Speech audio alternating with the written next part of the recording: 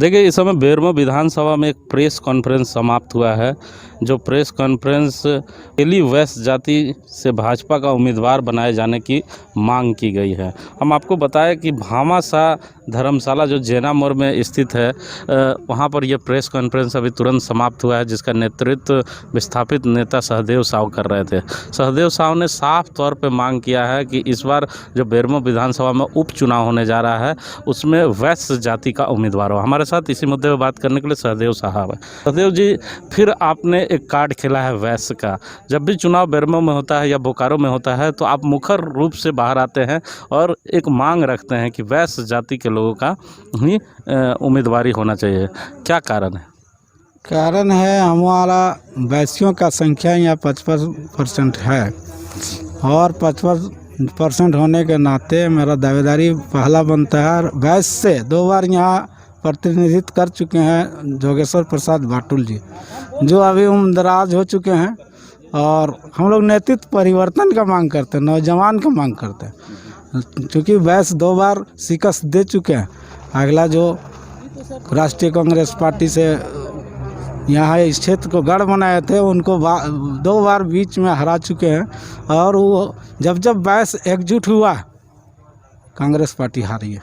और किन मुद्दों को लेकर प्रेस कॉन्फ्रेंस आपने आज किया? हमारा मुख्य मुद्दा है कि जो राष्ट्रीय कांग्रेस पार्टी है, जो वंशवाद परंपरा को कायम रखी है, मुख्य मुद्दा वो है कि वंशवाद यहाँ बेरमो में ख़त्म हो।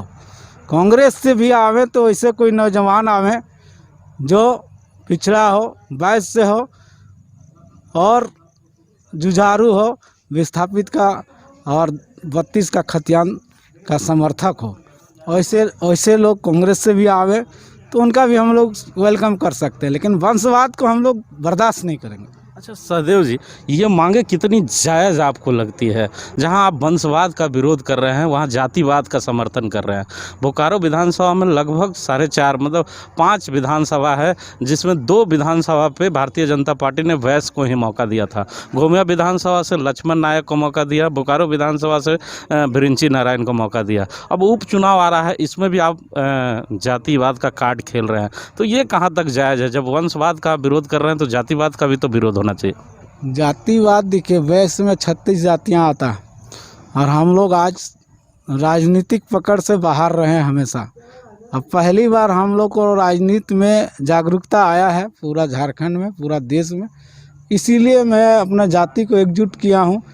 वैश्य जाति एकजुट है और वैश्य जाति अब मांग करता है जहाँ जिसकी भागीदारी ज़्यादा हो वहाँ उसको टिकट मिलना चाहिए। जहाँ एससी का ज़्यादा भागीदारी है, ज़्यादा संख्या में एससी मिले, जहाँ एसटी का है वहाँ एसटी को मिले, जहाँ फॉरवर्ड का है वहाँ फॉरवर्ड को मिले। इस तरह भागीदारी सुनिश्चित होने से समाज का चारों तरफ से विकास होगा। अच्छा, तो कौन होंगे आपके उम्मीदवार? हमारे उम्मीदवार एकदम क्लियर हैं, नौजवान है, जिसको आपने पिछला चुनाव में बेरमो में तैयारी करवाया और आपका अलायंस नहीं हुआ पार्टी का, तो आपने धकेल दिया गोमिया में। क्योंकि बेरमो में हम लोग जो वैश्य तैयारी किए थे, उसका हम लोग को लाभ गोमिया में नहीं मिल पाया। अच्छा, लक्ष्मण नायक की तरफ इशारा कर रहे हैं आप जी। इसीलिए गलियों कूचों में गीता और रामायण बांटा जा रहा है क्या? गीता रामायण तो भाजपा पार्टी का एक मूल आधार है। जो मंदिर बना, जब से बनने का प्रक्रिया शुरू हुआ, लक्ष्मण नायक ही नहीं, बाकी सभी लोग भाजपा के जो भी केडर हैं, मूलतः वो रामायण मंदिर। अच्छा, लक्ष्मण नायक ही क्यों? आप क्यों नहीं? लक्ष्मण नायक को तो पार्टी ने 20 सूत्री का अध्यक्ष बनाया। लक्ष्मण नायक जिला परिषद भी रहे, गोमिया से पार्टी ने टिकट दिया। लक्ष्मण नायक पार्टी में अच्छे पदों पे रहे। आप बोकारो विधानसभा और बेरमो विधानसभा के बॉर्डर पे रहते हैं, आपने आंदोलन भी बड़ा किया है, तो लक्ष्मण नायक क्यों? आप क्यों नहीं चुनाव लड़ना चाहते? मैं अभी चुनाव लड़ने के लिए सक्षम नहीं हूँ और आने वाला जो विधानसभा होगा, उपचुनाव मैं नहीं लड़ूंगा। उपचुनाव के बाद मेन चुनाव जो होगा उसमें हम लोग दावेदारी करेंगे, निश्चित रूप से करेंगे। पूरे 36 जाति जो वैश्य में आती है, 36 जाति में एक भी उम्मीदवार गोमिया और विधानसभा में आपके पास नहीं है, एक ही नौजवान है। नहीं है, दोनों विधानसभा में हमारे लोग हैं। 36 जातियों में 3-4 जातियों का ऐसे लीडरान है कि प्रतिनिधित्व कर सकते हैं। लेकिन ये जो अलायंस का प्रथा है, 2 पार्टी 3 पार्टी मिलके, जिसके चलते लोग तैयारी करते हैं 5 साल और उनको मतलब खाली हाथ रहना पड़ता है। नहीं तो हमारे लीडरान है, तीनों विधानसभा में है और सक्षम है लड़ने में, चुनाव जीतने में। लेकिन पार्टी अभी देखिए, अब एनडीए और यूपीए हो गया। यहाँ मान लीजिए जेएमएम के तरफ से कोई अगर प्रत्याशी बनना चाहता है तो कैसे बनेगा। इसी तरह से कहा जाए, प्रत्याशी लड़ने के लिए तैयार है। अच्छा, मान लीजिए कि लक्ष्मण जी को किसी कारणवश अगर पार्टी टिकट नहीं देती है और कोई दूसरा उम्मीदवार बनकर चला आता है, तब वैस क्या करेगा? हम लोग ने फिर एक बार कहा है कि पुराने प्रत्याशी को चेंज करके नौजवान किसी को भी लाए। भाजपा जिस पर आस्था व्यक्त करती है तो हम लोग उसका स्वागत करेंगे। पार्टी विरोधी काम हम लोग नहीं करेंगे, उसका स्वागत करेंगे, वेलकम करेंगे। लेकिन पुराना प्रत्याशी जो है उनको हम लोग चेंज करने की मांग करते हैं। अच्छा, इस विधानसभा में वैश्य जाति के कितने वोट हैं? मैं तो बताया 55% वोट हैं हम लोग। तेली, कुम्हार, मंडल, ये सोनार, सब जातियां मिला के 55% हम लोग हैं।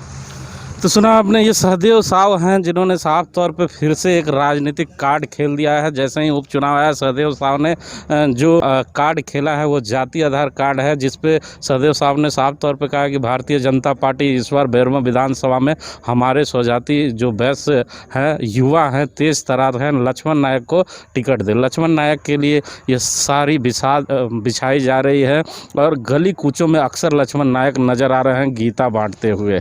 तो ये तस्वीरें जो लोग देख रहे थे और सोच रहे थे कि लक्ष्मण नायक गलियों में आजकल गीता और बांट रहे हैं, तो अब क्लियर हो जाए कि लक्ष्मण नायक चुनाव की तैयारी कर रहे हैं और बेरमो विधानसभा की तैयारी कर रहे हैं। अब आने वाला समय ही बता पाएगा कि भारतीय जनता पार्टी किसे उम्मीदवार बनाएगी, लक्ष्मण नायक को टिकट मिलेगा कि नहीं मिलेगा। अगर मिलता है तो वैश्य जाति के लोग कैसे राजनीति बेरमो विधानसभा में करेंगे, अगर नहीं मिलता है तो विरोध करेंगे या समर्थन करेंगे, किसके साथ जाएंगे, ये आने वाला वक्त बताएगा। क्योंकि सहदेव साव राजनीति के माहिर खिलाड़ी हैं, इन्हें मालूम है कि किस वक्त पत्ता बदला जाता है। कैमरामैन देवेंद्र के साथ जीपी हिमांशु, अंतरकथा न्यूज़, बोकारो।